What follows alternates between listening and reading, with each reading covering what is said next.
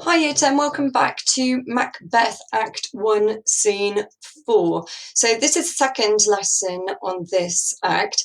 It's not going to be as long the video as last time, but there's going to be lots more work for you to do. And there's kind of an option at the end. You can either do half an assessment, or if you're feeling really bold, you can have a go at doing the whole assessment. And you'll have about, you should give yourself about an hour to do the whole assessment. If you do just half of the assessment, you should spend about half an hour to 40 minutes on that. But before we look at the sample answer that I provided for you, let's have a look at this basic plot structure illustration that I've got over here. So basically what this is a fancy version of the old story mountain that you used to do when you were at primary school. So we've got some good subject vocabulary in here. So we've got our rising action. That's what's going to happen in the first half of the story, or the play in this case.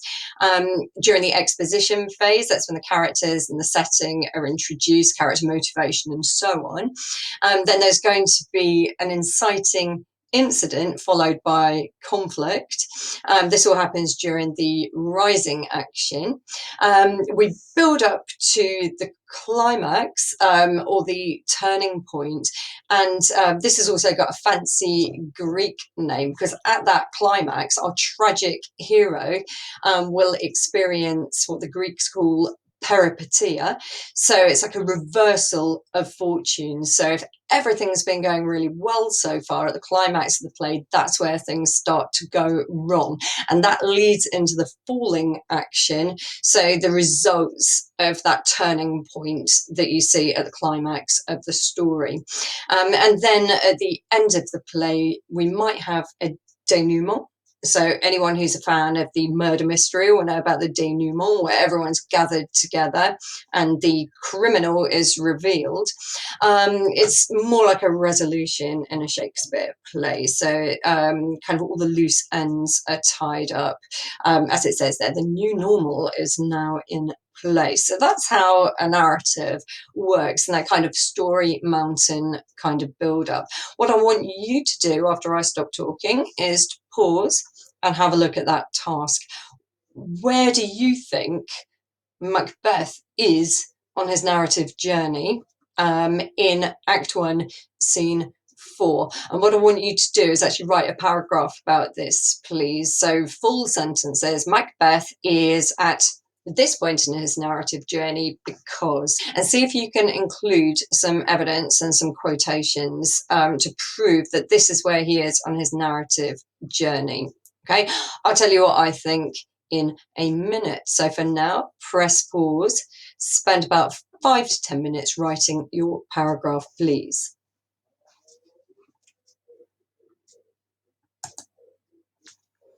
Okay, so you can have a look, and this is where I believe Macbeth is on his journey at the moment. There has been an inciting incident, and the inciting incident that's kind of kicked off Macbeth's narrative and Macbeth's story is the fact that Malcolm has been named the Prince of Cumberland. So that's the obstacle, if you like, that he's got to defeat. If we have a look and see what it says here for inciting incident, this is what kicks it off.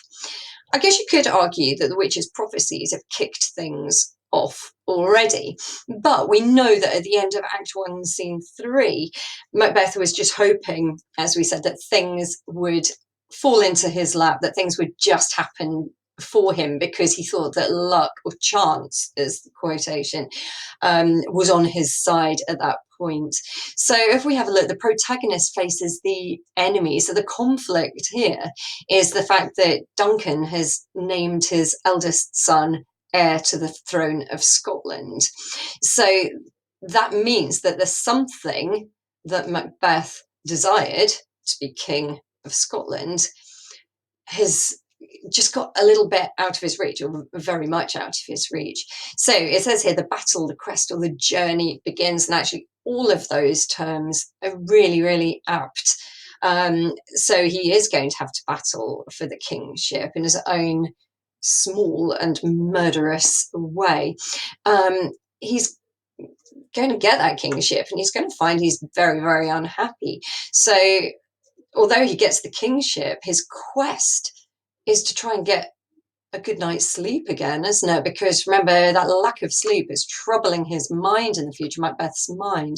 And certainly his journey begins. And it's not so much a quest to become king because he's become king, but it's a quest to feel safe as king.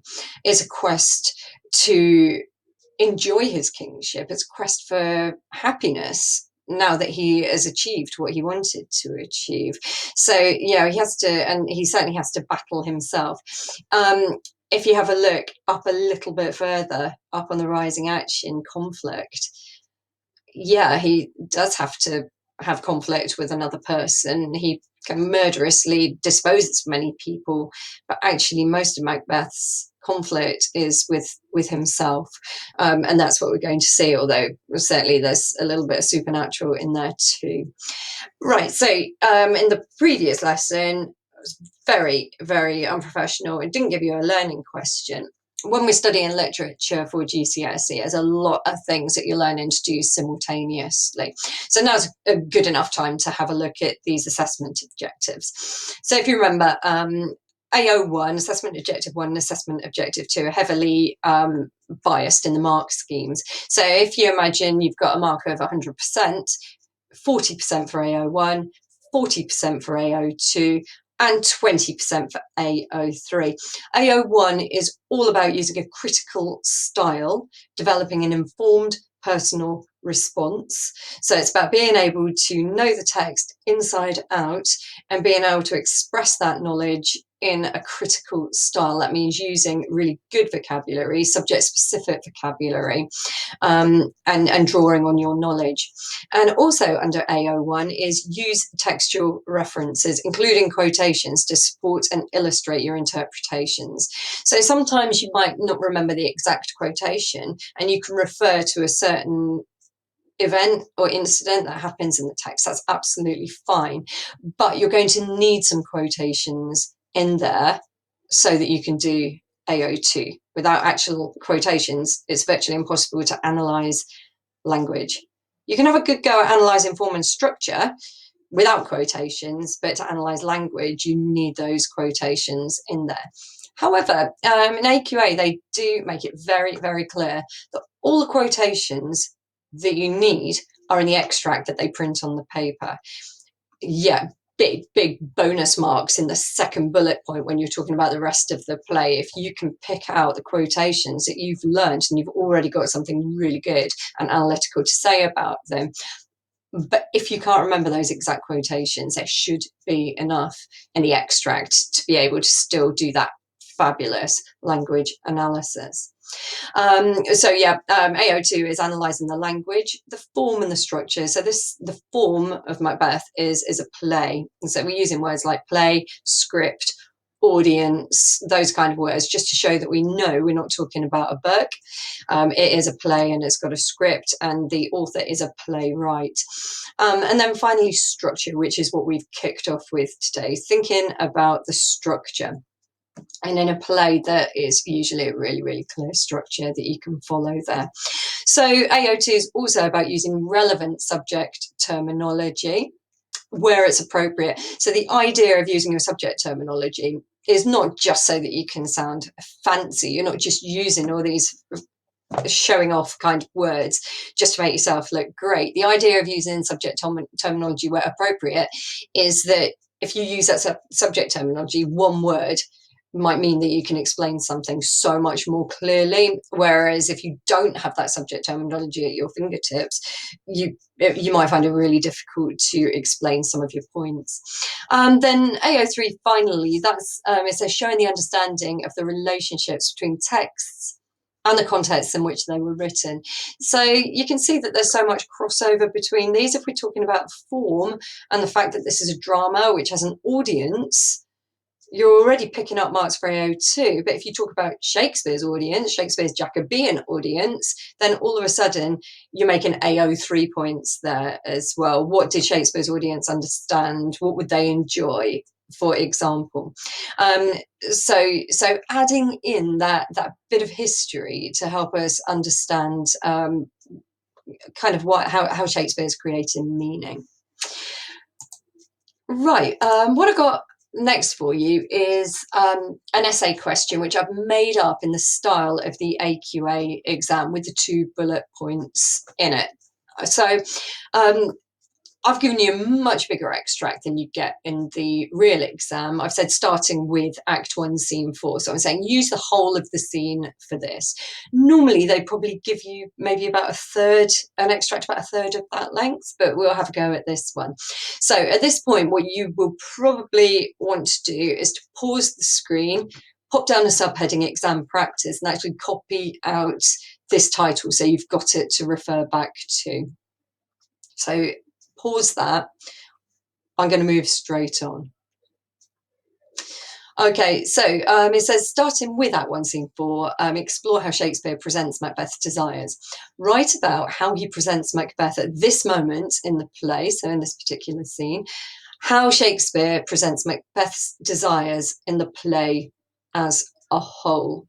Okay, so started to mention that already when we were thinking about this conflict here, didn't we? The play as a whole. So what I've done is I have written a model answer for you. And in the description underneath the video, I'm going to put a link so that you can link to this on my Google Drive. And if you like, you can print this off and do the task. If you can't get to the article on the Google Drive, what I would suggest you do is do a screen grab of this, drag it into a Word document, something like that. Okay, so this is my model paragraph. I'm going to look back again. If you can get the Google document, I've pasted this underneath, so it'll be there for you to have a look at. And the task that I want you to do, please, is to read through my model paragraph. I'll read it with you, and then you can pause it and reread it yourself. Grab 3 different colour highlighter pens and see if you can identify where I have hit the mark scheme for AO1, AO2, and AO3. There is going to be some crossover, but see if you can find it and annotate it onto the version of my answer that you've got either copied and pasted or you've printed off for yourself. So have a go and see if you can identify where I have hit AO1, AO2, and AO3 on that mark scheme. I'll read through with you. In Act 1, Scene 4, Shakespeare presents Macbeth as a character whose desire to be king has been piqued by the prophecies of the 3 witches. Just before this scene, and following the witch's prediction that he would be, quote, king hereafter, Macbeth hopes that, embedded, quote, if chance will have me king, why, chance may crown me king without my stir. The personification of luck here suggests Macbeth sees the witches as a benevolent force rather than a malevolent force for evil. Macbeth hopes that the kingship will fall into his lap with no effort and no foul play. Indeed, when Duncan addresses Macbeth as worthiest cousin, Shakespeare's audience and the character of Macbeth both realise that there is a familial connection, and further, that a King of Scotland is not restrained by the English laws of primogeniture, as the King of Scotland is free to name his own heir, who might not be his firstborn son. As Duncan goes on to explain to Macbeth how he has begun to plant thee and will labour to make thee full of growing, the informal use of the pronoun thee makes Duncan sound like a mentor to Macbeth, whilst the metaphor which compares Macbeth to a young plant reinforces this idea of coaching. Perhaps Macbeth feels at this point that Duncan plans to groom him for the kingship. However, ... Okay, so if you haven't finished annotating that, again, you've got another opportunity now just to pause the screen and see if you can get your annotations down for where I have hit AO1, AO2, and AO3 in that model paragraph that I've written for you.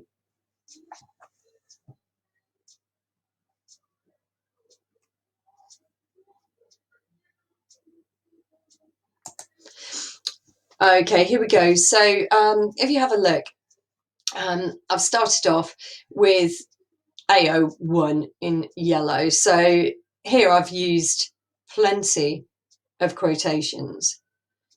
Most of the quotations, there's another one there that I haven't highlighted, most of the quotations that I have chosen do come from the extract, but a couple I've added in which I've remembered from elsewhere in the play. So although this is mostly about the first bullet point in the extract that I've been given, I've also managed to include parts of the second in there. So as I said when I was reading it through, I've used my quotations judiciously. I've embedded them, so it just sounds like part of my writing, and that's a real kind of upper level skill, being able to embed your quotations like this. If you're embedding your quotations, don't forget to use your quotation marks though. What I've also done for AO1 is I've tried to present my personal viewpoints, my arguments, in a quite a sophisticated way. So I've used quite nice vocabulary, I think. His desire to be king is focused on the question. It's been piqued, so I've used some slightly mature vocabulary there. I've used this good vocabulary too. Benevolent, that means good. Malevolent, evil. We should know what that means anyway. That's one of our key words from when we studied the witches. To move my argument on, I've used a paragraph connector or discourse marker, if you prefer, indeed. And here I've also created a cohesive argument, as Duncan goes on to explain. So I'm using these discourse markers, a little fronted adverbial there, to really make it a nice, smooth flowing argument, linking one point into the next. So that's what I've done for AO1. For AO2, you can see that I've used some subject-specific vocabulary, such as personification, informal, pronoun, metaphor. So some subject-specific vocabulary there. And also I've done some kind of zooming in as well. So the personification of luck here, I'm referring back to if chance will have me king, suggests that Macbeth sees witches as benevolent rather than malevolent. So I've kind of zoomed in on that word chance. Okay, down here, I've zoomed in on two. I've zoomed in on the pronoun thee, the informal use of the pronoun thee, and I've analysed that and said the effect of that. It makes Duncan sound like a mentor to Macbeth. And then I've zoomed in on the metaphor, the one about the plant. Now, I don't know about you, but even when I read this back, I'm like, oh, there's so much more that I could have said, or I could have explained that point a lot better. But obviously you're writing, you've got about an hour to write your essay, and you're not going to get all your points in. And sometimes you just have to be happy with what you've done and move on to your next point so that you are making a range of points. But there you can see that analysis there where I've zoomed in on those two quotations.